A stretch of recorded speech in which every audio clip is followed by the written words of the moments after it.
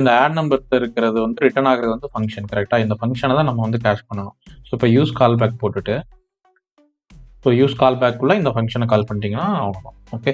So இதுக்குமே வந்துட்டு dependency array வந்து கொடுத்துக்கலாம். இப்போ வந்து நான் எம்டியாக கொடுத்தேன்னா ஒரு டைம் மட்டும்தான் இந்த ஃபங்க்ஷன் கிரியேட் ஆகும். So there is no dependency. எவ்வளோ டைம் இந்த காம்பனண்ட்டில் ஸ்டேட் சேஞ்ச் ஆனாலும் இந்த ஃபங்க்ஷன் வந்துட்டு ஒரே ஒரு டைம் தான் கிரியேட் ஆகும். இப்போ செக் பண்ணி பாருங்கள். ஒரு டைம் நான் ஆட் நம்பர் கிரியேட் பண்ணுறப்போ வந்துட்டு சைல்டு ரெண்டர்னு வருது. கரெக்டாக.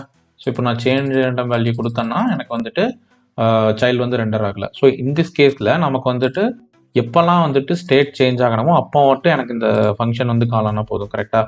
ஸோ இப்போ இங்கே நமக்கு இருக்கிற ஸ்டேட் வந்து என்னது, நம்பர்ஸுங்கிறது தான் இதோட டிபெண்டன்சி. கரெக்டாக. ஸோ ஒவ்வொரு டைம் நான் நம்பர் சேஞ்ச் பண்ணுறப்பவும் எனக்கு வந்து சம் வந்து ரீகால்குலேட் ஆகணும். ஸோ அதுதான் நடக்குது. ஆனால் நான் ரேண்டம் வேல்யூ சேஞ்ச் பண்ணேன்னா அந்த டைமில் வந்துட்டு எனக்கு இந்த ஃபங்க்ஷன் வந்துட்டு கால் ஆகக்கூடாது. இது ஜஸ்ட் வந்துட்டு நம்ம இந்த ஃபங்க்ஷனையே வந்துட்டு கேஷ் பண்ணிக்கிறோம்.